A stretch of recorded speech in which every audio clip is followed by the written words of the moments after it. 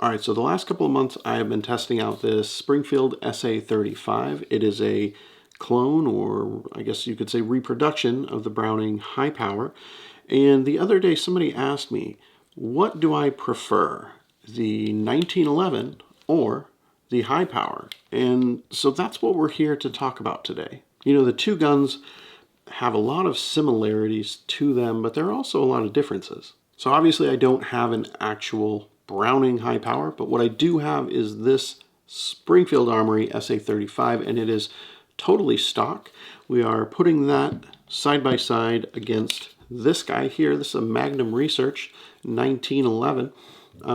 This one stock other than these grips right here. Now these grips are something special. These are from Burkett Customs, and if you haven't heard of them, you're gonna want to go take a look. These grips are a cross-section cut of mammoth tusk. I absolutely fell in love with the mammoth tusk grips. I saw something a while back on the Joe Rogan podcast about these grips, so I had to get a set for myself. They are worth every penny. Think about it.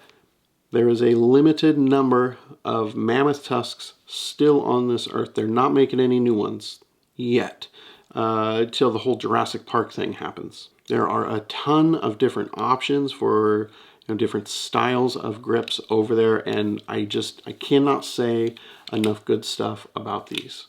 Other than that set of grips, that's the only thing that's been done to this gun. In my previous video with this thing, I mentioned that it is actually produced by Bull Armory. It's a really high quality 1911.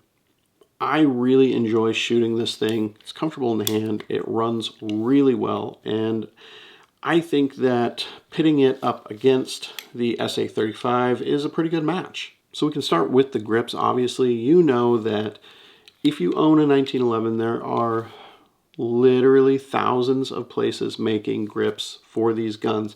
Generally speaking, I will have a set of, they're not here on my desk. I have some alligator skin grips for this gun, and those are made by Brownworks. I am going to leave a link down below for those guys. I'll try to find them in this mess that I call an office. But generally speaking, Brownworks does most of my grip work for me. And that's something that I like about the 1911, is that you can really get your own kind of personal style into the gun with your custom grips. Now, there are a lot of options for these HiPowers as well. Sure, there may not be as many companies out there making replacement grips for them, but there are quite a few. Your average 1911, of course, comes with a lower capacity mag, which some people may see as a disadvantage. This one comes with an 8-round mag, whereas the HiPowers, you can get these guns,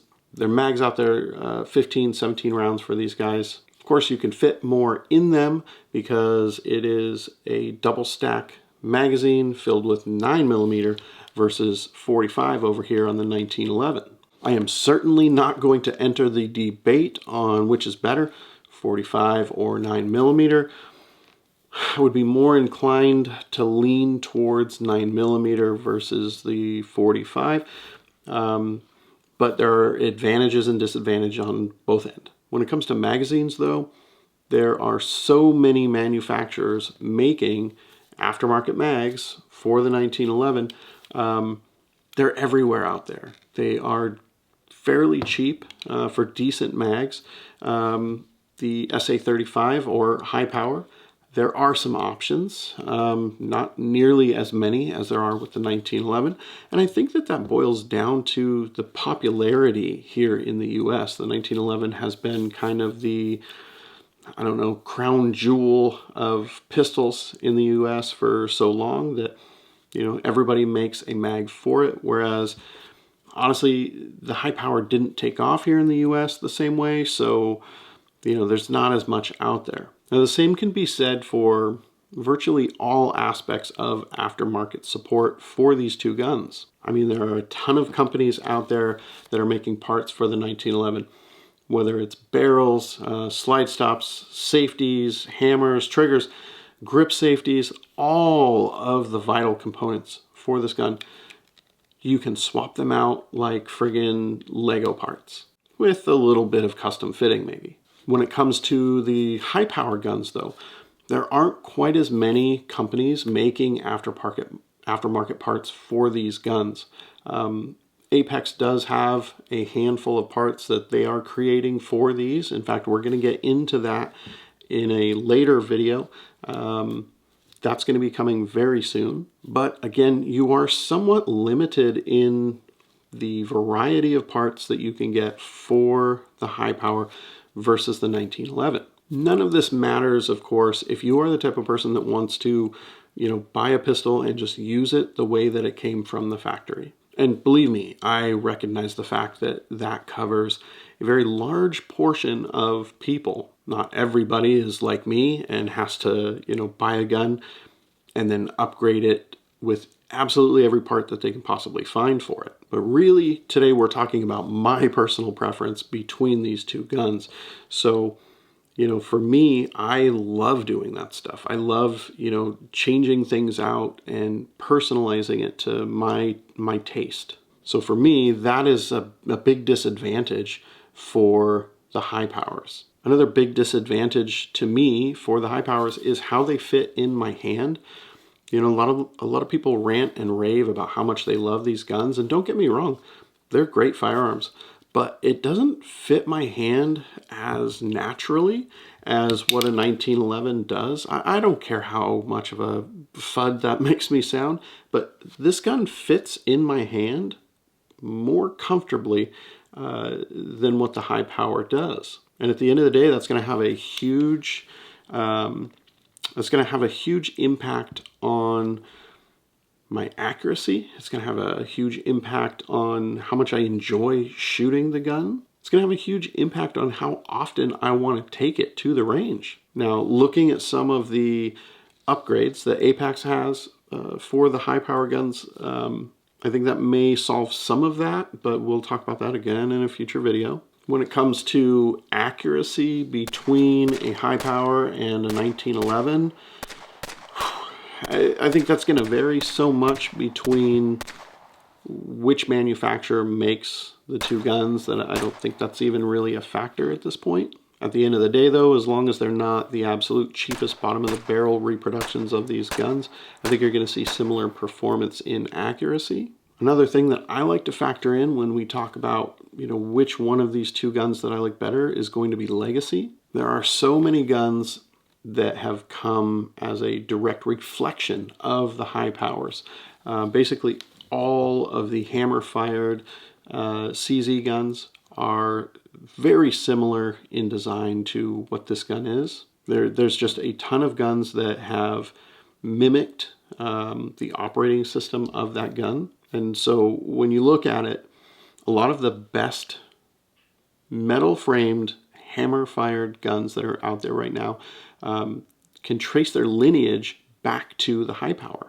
At the same time, the same thing can be said for the 1911. Obviously, there would be no HiPower if there weren't a 1911, but there also would not be a 2011 if not for the 1911. And right now we're seeing this huge burst of action and interest in the double stack 1911 or 2011 platform. So many major manufacturers are making them.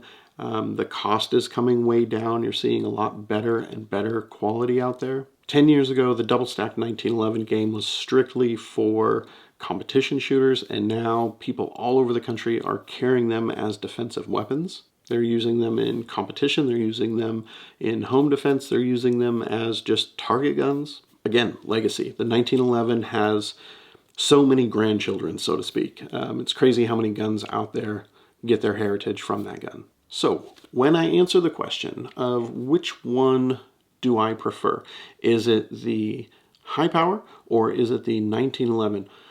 I'm going to have to say, with all honesty, it is going to be the 1911, but it's the 1911 not for its caliber, not for its capacity, but it's going to be because of the comfort level, how it fits my hand, and how customizable this gun is. there is a world of options when it comes to making this gun mine, making it my personal preference. And I love that. That's one of my favorite things about gun ownership, is the fact that I can take a weapon that is from the factory and I can do all kinds of cool stuff to it to personalize it to my taste. With a 1911, I can go ahead and swap out all kind of parts so that at the end of the day, there is a high likelihood I will never see another one that looks quite like mine.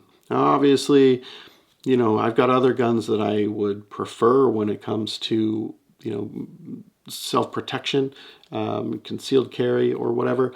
Neither of these guns is going to be the gun that I grab if somebody breaks into my house, that's for sure.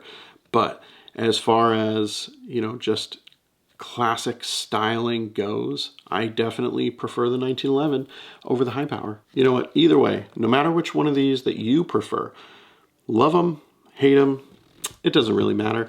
Just get out there, exercise your Second Amendment, enjoy yourself, be safe.